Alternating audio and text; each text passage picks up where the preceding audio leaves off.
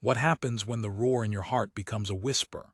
What happens when the fire that once drove you, the one that made you feel like a champion in your own world, is reduced to a pilot light, flickering, threatening to go out with the slightest breeze?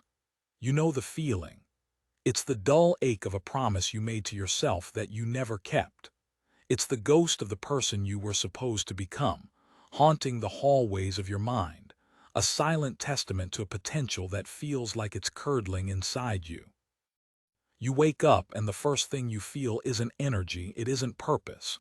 It's a weight, an invisible gravity pulling you down, not just into your mattress, but into the day, into the week, into the rest of your life. You go through the motions. The coffee tastes like ash. The commute is a blur. The work is a series of tasks designed to pass the time until you can go home and numb yourself again. You scroll through the lives of others, a silent spectator in the arena of life, while your own armor gathers dust in the corner. You see people achieving, building, becoming, and a voice in your head, a venomous, familiar whisper says, "That could have been you. That should have been you. But it's too late now." That voice is a liar. You feel seen right now because I have lived in that same quiet room, listening to that same lie. I know the texture of that despair. It's a smooth, cold stone you carry in your gut. This isn't about blaming you. This is about acknowledging the war you're fighting, a war no one else sees. A war fought in the dead of night when you're staring at the ceiling, wondering where it all went wrong. A war fought every morning when the effort to simply get out of bed feels like a battle against a leviathan. But this time, right now, in this space, we are not here to mourn the fallen champion. We are here to perform an autopsy on his demise and then use his bones as the foundation for something new, something harder, something unbreakable. This is not about finding your old self. That version of you is gone. He was built on a foundation of sand, of hope, of motivation, all things that wash away in the storm. We are here to rebuild you from the ground up with a creed of iron. You will learn to silence the inner critic, not by arguing with it, but by starving it of the one thing it needs to survive: your belief. You will learn to harness discipline, not as a punishment, but as the most profound form of self-respect. You will learn to see the world not as it is, but as a lump of clay you can mold with the force of your perception. You are about to be handed the blueprint for a mind of iron. Let's start with the first great lie that keeps good men in chains, the myth of motivation. You wait for it, don't you? You wait to feel motivated to go to the gym, to start the business, to have the hard conversation, to write the first page. You believe that one day you'll wake up and a magical surge of energy will carry you effortlessly toward your goals. This is a fantasy peddled by the comfortable to keep you sedated. Motivation is a chemical reaction, a fleeting spark from a dying fire. It's a fair-weather friend who shows up when the sun is shining, but vanishes the moment a cloud appears. You have been building your entire life on the hope of its arrival, and that is why your foundations are crumbling. The first principle of the iron mind is this: action is not the child of motivation. Action is the father of it. You do not wait to feel good to act. You act, and in the acting you begin to feel good. The simple, brutal truth that will set you free is that you must learn to operate without the consent of your feelings. Your feelings are liars. They are tired, they are scared, they are comfortable. They are the voice of your own weakness, given a microphone. Your job is not to listen to them. Your job is to tell them where you are going, and they can either come along for the ride or be dragged, kicking and screaming behind the chariot. The champion you will become does not ask his body if it feels like training. He tells it that it is time to train. He doesn't ask his mind if it feels inspired to work. He commands it to focus. This is the first, non-negotiable step. Sever the link between feeling and action. Do it anyway. That is the first hammer blow in the forge. Now let's go deeper. Let's talk about the enemy, the true enemy. It's not your boss, it's not the economy, it's not your past. The true enemy is a ghost that lives inside your own skull. It's your inner critic, but that name is too gentle. It's not a critic. It's a saboteur.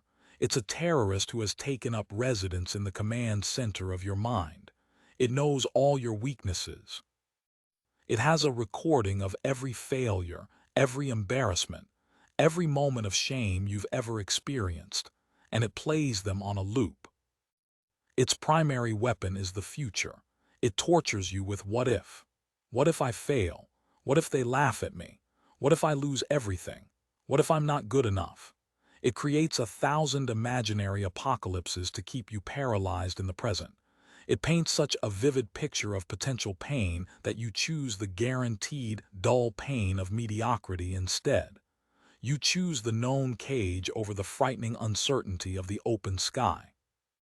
Its secondary weapon is the past. It beats you with the club of if only. If only I had started sooner. If only I hadn't made that mistake. If only I were smarter, stronger, luckier. It uses your own history as evidence for why you are doomed to fail. It convinces you that the past is not a lesson, but a life sentence. How do you fight this entity?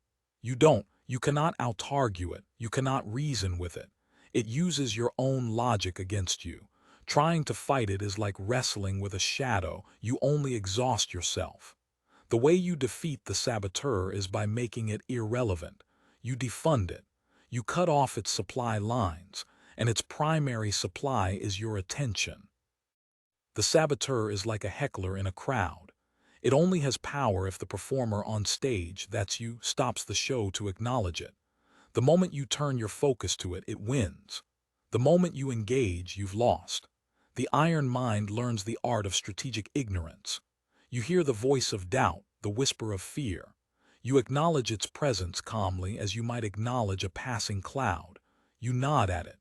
And then you turn your attention with absolute brutal focus back to the task at hand.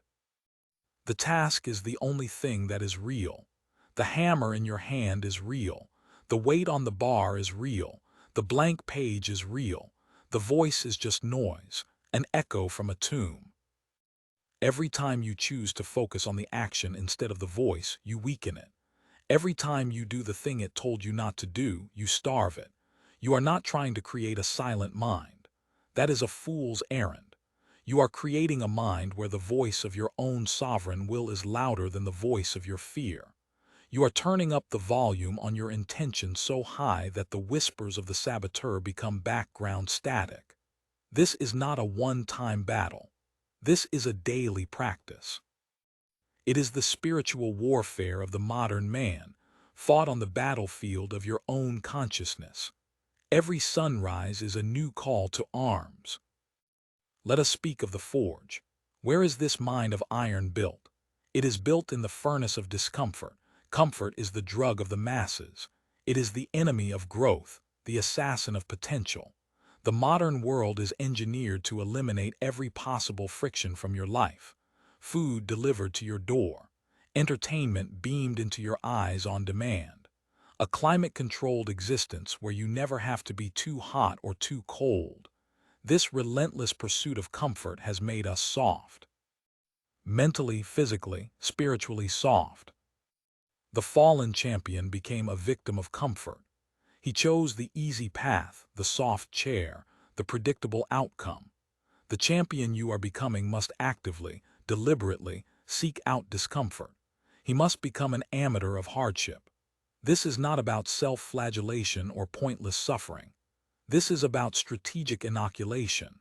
You are giving yourself small, controlled doses of hardship to build up an immunity to the chaos and pain that life will inevitably throw at you. This is the principle of voluntary hardship. You wake up and take a cold shower, not for the purported health benefits, but for the simple, profound victory of doing something your body screams at you not to do, first thing in the morning. You have won the first battle of the day before the sun has even fully risen. You are teaching your nervous system on a primal level that you are in charge, not your creature comforts. You practice fasting not just for weight loss but to teach your body that it does not rule you. You teach it that a pang of hunger is just a sensation, not a command. You are reclaiming sovereignty over your own biological programming. You deliberately choose the stairs. You park in the farthest spot in the lot. You carry the groceries in one trip even when it's hard. These are not small things. They are reps. They are hammer blows. Each one is a declaration. I am not a slave to my impulses. I am the master of this vessel. You must build what the Stoics called an inner citadel, a fortress inside your mind that is impervious to the outside world. The events of the world, the economy, the opinions of others, the betrayals, the losses, these are like arrows shot at the walls of your fortress. They can rattle the gates, they can make a lot of noise, but they cannot touch the king who sits on the throne inside, which is your conscious will, your inner peace, your power. How is this citadel built? It is built brick by brick with every single choice. Every time you choose discipline over indulgence, you lay a brick. Every time you choose to respond with virtue instead of reacting with emotion, you lay a brick. Every time you face a fear instead of running from it, you mortar that brick into place. The comfort seeker lives in a tent. The slightest wind of adversity blows it over. The man with the iron mind lives in a fortress of his own making. The storms of life will still come. The winds will howl. The rain will beat down. But he will be safe inside, not because the storm isn't raging, but because his shelter is sound. He built it himself. Think about the men you admire, both in history and in the present. Think about the archetypes of strength. The warrior, the philosopher king, the relentless inventor. Were their lives defined by comfort? Or were they defined by the challenges they overcame? Their greatness was not a gift. It was forged. It was earned in the crucible of adversity. You have been running from the very thing that contains the raw material of your own greatness. You have been avoiding the fire that is meant to purify you. The fallen champion's creed commands you to walk toward that fire, to see every challenge not as a threat, but as an opportunity to lay another brick in the wall of your citadel. Now let's talk about the world outside your mind. The architect of a new reality doesn't just build his inner world. He learns to interpret the outer world in a way that serves him. The great Stoic emperor Marcus Aurelius wrote in his private journal, "The universe is change. Our life is what our thoughts make it." This is one of the most powerful sentences ever written.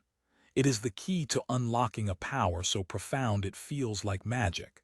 It is the power of perception. Two men experience the exact same event. Let's say they both get fired from their jobs. The first man, the fallen champion, sees it as a catastrophe. He sees it as a judgment on his worth. His inner saboteur screams, "See, I told you you weren't good enough. Now you're a failure." He spirals into despair, anxiety, and inaction. The event has crushed him. The second man, the man building a mind of iron, sees the exact same event through a different lens. He feels the sting of it. Yes, he is human. But he does not allow that feeling to define the meaning of the event. He chooses the meaning. He tells himself, "This job was a cage. I was growing stagnant. This is not a rejection. This is a liberation. This is the universe giving me the push I was too afraid to take myself. This is an opportunity to build something of my own, to learn a new skill, to find work that truly aligns with my purpose." Do you see the difference? The event was neutral. It was a fact. A person's employment was terminated. That is all. Everything else, the failure, the liberation, the catastrophe, the opportunity, is a story. It is a layer of meaning that you, and only you, apply to the raw data of reality. The fallen champion is a slave to the stories his fear tells him. The man with the iron mind becomes the author of his own stories. He is the sovereign storyteller of his own life. This is not toxic positivity. This is not pretending that bad things are good. It is about extracting the utility from every situation. It is about asking the right question. The weak man asks, "Why is this happening to me?" It is a victim's question, and the only answers are ones that lead to powerlessness. The strong man asks, "What can I learn from this? How can I use this?" These are a creator's questions. They lead to action, growth, and power. You must become a ruthless editor of the thoughts you allow to take root in your mind. A thought appears, "This is impossible." You must catch it, you must challenge it, you must reframe it. "This is difficult and therefore conquering it will make me stronger." A feeling arises, anxiety about an upcoming presentation. You don't just suffer it, you translate it. This feeling is not anxiety, it is energy. It is my body preparing me for a high-stakes performance. I will channel this energy into focus and clarity. This is mental alchemy. You are taking the lead of raw, painful, or chaotic experience and transmuting it into the gold of wisdom and strength. This is the ultimate power. When you can control the meaning of your life, you can control the quality of your life, regardless of external circumstances. You could be in a prison cell and be freer than a king in his castle, because the true prison and the true kingdom are within the skull. This is what the great Stoics understood. This is the creed. You are the architect of your perception. The world is not happening asterisk to asterisk you. The world is responding asterisk to the meaning you impose upon it. So far, we have dismantled the lie of motivation. We have identified the internal saboteur and learned how to starve it. We have embraced the forge of voluntary hardship to build our inner citadel. And we have claimed the power of the architect, learning to shape our reality through perception. This is the foundation. This is the steel frame of the new man you are building. But a frame is not a fortress. Now we must learn to live within this new structure. We must establish the daily protocols, the non-negotiable rituals that reinforce the iron mind. Because mediocrity is a patient enemy. It will not attack you with a frontal assault. It will seep in through the cracks. It will come in the form of a just this once. Just this once, I'll hit the snooze button. Just this once, I'll skip the workout. Just this once, I'll eat the junk food. Just this once, I'll scroll for hours instead of reading. And just this once is how empires fall. It is death by 1,000 small concessions. The creed demands that you become the master of your mornings. The first hour of your day sets the tone for the next 23. The fallen champion wakes up, grabs his phone, and immediately floods his brain with the outrage, the anxiety, the comparison, and the trivialities of the outside world. He starts his day in a state of reaction. He is a ship without a rudder, tossed about by the currents of his newsfeed and email inbox. The man with the iron mind wins the morning and in doing so wins the day. He wakes up and for the first hour the world does not get to have him. That time is sacred. It is his. No phone, no email, no news. He rehydrates his body. He moves his body, whether through stretching, a workout, or a simple walk. He exposes his eyes to natural light. He sits in silence for a few minutes, not to achieve some mystical state, but simply to practice being with himself without distraction. To listen to the signal underneath the noise. He defines his top 1 to 3 priorities for the day. He is not reacting to the world's agenda. He is setting his own. He starts the day on the offensive. He is the captain, hand firmly on the tiller, setting a course. The creed also demands that you control your information diet as ruthlessly as a professional athlete controls his nutritional diet. Your mind is being fed every waking moment. What are you feeding it? Are you feeding it the intellectual equivalent of sugar and processed garbage? Endless social media feeds, celebrity gossip, political outrage porn, algorithmically generated distractions designed to hijack your dopamine system and sell you things you don't need. This junk food for the mind makes you anxious, unfocused, and perpetually dissatisfied. The iron mind curates its inputs. It chooses to read books that have stood the test of time. It chooses to listen to long-form conversations that explore complex ideas. It chooses to study skills that will increase its competence and power. It understands that what you feed your mind today determines the quality of your thoughts tomorrow. It actively seeks out silence and solitude, not as an escape, but as a necessary condition for deep thinking and self-discovery. In a world that is screaming for your attention, the ability to be alone with your own thoughts productively is a superpower. You cannot hear the voice of your own purpose if you are constantly drowning it out with the noise of the crowd. When was the last time you truly questioned your daily routine? Not just tinkered with it, but put it on trial. When was the last time you audited your time and asked, with brutal honesty, is this action building the man I want to become, or is it feeding the ghost of the man I used to be? This process of rebuilding is not glamorous. It will not happen overnight.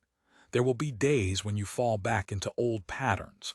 There will be days when the voice of the saboteur is screaming and the warmth of the comfortable bed feels more appealing than the cold steel of discipline. On those days, you must remember the creed. You do not negotiate. You do not deliberate. You simply execute the protocol. You get out of bed. You take the cold shower. You do the work. You do not consult your feelings. You consult the plan. You consult the creed. This is the path. The people around you may not understand. When you start to change, it holds up a mirror to those who are not. Your newfound discipline may make them uncomfortable. They may mock you. They may try to tempt you back into the comfortable mediocrity you once shared. Lighten up, they'll say. Live a little. They don't understand that you are choosing to live more deeply, more purposefully than ever before. You are not sacrificing. You are investing. You are trading cheap, fleeting pleasures for deep, lasting fulfillment. You must be prepared to walk this path alone for a time. Your loyalty cannot be to the opinions of others. Your loyalty must be to the vision of the man you are becoming. He is your North Star. Let's speak of the nature of strength itself. True strength is not loud. It is not arrogant. It does not need to announce itself. The man who is truly strong is often the quietest man in the room. His strength is not in his words, but in his presence. It's in the calm in his eyes during a crisis. It's in the measured way he responds instead of reacts. It's in the unshakable commitment to his principles. This is the quiet power you are cultivating. It is an internal state of being that radiates outward. The fallen champion sought external validation. He needed applause, likes, the approval of the crowd. His sense of self-worth was a fragile thing, outsourced to the whims of others. The man with the iron mind generates his self-worth internally. It is a product of keeping the promises he makes to himself. Every time you say you will do something and you do it, you build self-trust. Self-trust is the bedrock of confidence. Confidence is not thinking, "They will like me." Confidence is knowing, "I will be fine even if they don't." This journey will make you unrecognizable, and that is the entire point. The goal is not to be a slightly improved version of your old self. The goal is a total metamorphosis, a radical transformation. The person who is a slave to his impulses, his feelings, and the opinions of others cannot even comprehend the existence of the person who is sovereign over his own mind, his own actions, and his own reality. They are two different species. To become this new man, you must be willing to let the old one die. You must mourn him, perhaps, but you must not cling to his corpse. You must burn the ships. You must eliminate the possibility of retreat. You commit to this path, this creed, as if your life depends on it, because it does. The life you were meant to live depends on it. Think of your mind as a garden. For years, you have let it go untended. Weeds have grown rampant, the weeds of doubt, fear, anxiety, and self-pity. You have allowed the venomous snakes of bad habits to make their homes there. You cannot simply wish for a beautiful garden. You must become the gardener. You must get down on your hands and knees in the dirt and begin the painstaking work of pulling the weeds, one by one. It is not glorious work. It is muddy, it is tiring, and your back will ache. Then you must till the soil, preparing it for new seeds. Then you must plant the seeds of discipline, courage, virtue, and purpose. And then you must water them every single day with your actions.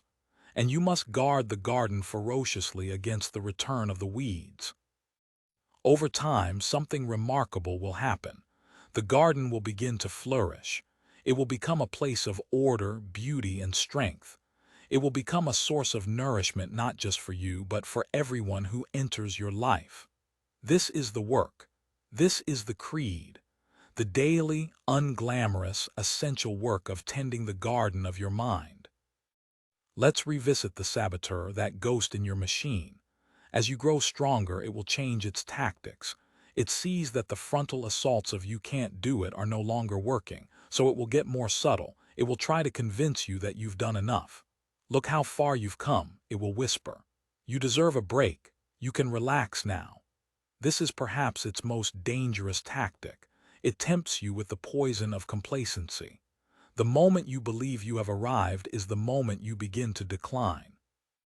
The iron mind knows that there is no finish line. There is only the path. The practice is the destination. The work is the reward. The pursuit of becoming is a lifelong quest. The champion is not a title you earn once. It is an identity you must re-earn every single day through your actions. You will also face the trial of the plateau. There will be periods where you are doing all the right things, you are following the creed, but you don't seem to be making any progress. This is the test of faith. Not faith in some external power, but faith in the process. It is in these moments on the plateau that most people quit. They mistake the lack of visible progress for the absence of progress altogether. But this is where the real growth is happening, deep beneath the surface. It's like the Chinese bamboo tree. For 4 years you water it and nothing happens. It doesn't break the surface of the ground. And then in the 5th year it explodes 90 feet into the air in 6 weeks. Was it growing in those 6 weeks? Or was it growing for the 4 years underground, building the root system necessary to support its incredible ascent? The work you do on the plateau is you building your root system. You must trust the process. You must continue to water the seed. You must not abandon the garden. Let's put this into a final, actionable framework. A creed you can recite to yourself in the dark moments. First, I am the master of my will and the slave to nothing. Not my feelings, not my impulses, not the opinions of others. My actions are dictated by my principles, not my mood. Second, I embrace discomfort as the forge of my character. I do not run from hardship. I seek it out in controlled doses to build my resilience. Comfort is my enemy. Challenge is my ally. Third, my mind is a citadel, and I am its sole architect and defender. I choose the meaning of the events in my life. I transmute obstacles into opportunities. What is outside the walls cannot harm the king within. Fourth, I am the ruthless curator of my own attention. I starve the saboteur and I feed my purpose. I win the morning. I control my inputs. My focus is my power. Fifth, I live by a code of action, not intention. My worth is not in what I think or say, but in what I do. I keep the promises I make to myself, for in doing so, I build an unbreakable foundation of self-trust. This is the fallen champion's creed.